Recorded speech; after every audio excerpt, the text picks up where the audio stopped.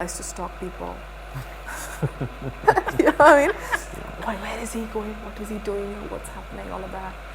I don't know, right timing for us that she was actually getting ready for a shower. None. I'm a better year for them.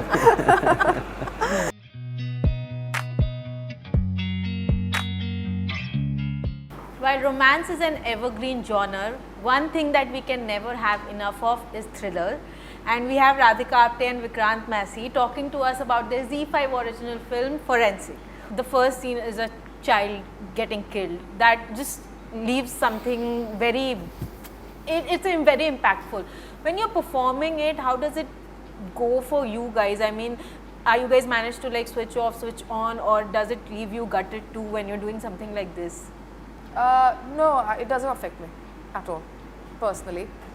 When I'm performing, it doesn't affect me. Normally, in general, it doesn't affect me personally. When I watch, it affects me. So, I don't know why. It's just how it is. It's a great thing though. Yeah, it's very interesting. Yeah. I think that I'm pretty sensitive as a person. It does affect me while I'm performing. It affects me even when I watch it. But here in this case, as you said, it's kind of gut wrenching the moment you open the trailer with the little child, who's unfortunately dead. It does something to me, and but in this case, I'm playing a forensic officer in the film, and interestingly, you will realize one thing, that as general people who are detached from that particular world, we tend to take or process information far more sensitively in comparison to them, because after a while they start taking it as a job. Point an example being a surgeon or being someone who conducts postmortems every day. True. And after a while, even while with the scalpel they're splitting bodies open day in day out, they take it as a job. Whereas a newcomer would probably really might even throw up. Of course. And you might not be able to see it with your bare eyes, and that is also the case with these guys. So they do, forensic officers maybe at times to a layman would seem insensitive, but I think that they also reach that point after a while, and I had to do that for this character. So I am investigating murders in the film. There are multiple murders in the film. It's a whodunit. We know that it's a thriller. It's a whodunit. But while I am playing that forensic officer, it was at moments difficult for me to detach Vikrant and not get attached sensitively, whereas I have to just perform it as a routine, and that was kind of challenging for me. It's said to be a remake of the Malayalam film, right? Now, in a time when we are consuming content from all across, with subtitles of course, what is your take on remake? Is it an important decision to do that? How do you look at remakes? Not a remake, it's an adaptation. In a larger sense. So, I think it was an interesting idea which we wanted to bring to different audiences, and it's a whodunit, so it can't have this exact twists and turns or ending, so that it's mysterious. But as actors, do you think you automatically put yourself in a comparing shoes? Because I was just reading the comments in the teaser, people like, we've already seen it, Tovino has done an amazing job. So does that just become a little overwhelming, or different kind of a feedback that you're getting? Overwhelming, yes, but I really don't think, for me at least, in my case, it's not because a particular actor has done a certain kind of performance or I have to better it or at least equal it. There is a certain sense of responsibility towards justifying that character or the story that you adapted or you want to remake, and that responsibility is paramount for me at least, and that's how I see it. Okay. Radhika, I was just reading a previous interview of you where you spoke about how you cannot accept how people don't accept their age and how they kind of change. I think it was so funny, this third person to ask me this. I said so much in that interview, but this was the headline. So I was like, wow, that's why I said no earlier. Struck a chord, huh? But I think that's the peril of this profession. The vanity comes along. But have you ever faced something like this, Radhika, where people may have told you to change something about you, you'll get better roles? Yeah. When I came to the industry the first time, actually, I went to this woman producer, really big shot woman producer, And then she looked at me and she said, "Your eyes are big, your lips are big, your nose need to be changed." And then someone, I won't say the name, but someone then took me to a film set, a huge Bollywood film set, where there was this actress with massive breasts, and they said, "Look at her, you need to go and get a surgery done." So I mean, I'm giving you one example. Right. Like the amounts of examples that I have had to face, where you go like, you need to do this to your face, this is too much. Then I met somebody in a party once, they called me to the office to tell me that how I need to do some filling somewhere, so that I will change a particular part of my face in a way that what will happen. Then, oh my God, like a lot actually. And so I understand what and men, women both go through, and they're told you're not certain, you don't look a certain way, or you need to change your body a certain way. But you bloody have to fight it, and you have to fight it, and people succumb to it consistently. Even skin color, like there are these injections that people are taking these days in the industry. It's saying that, oh, they're going to brighten your skin. No, it lightens your skin, like, you know what I mean.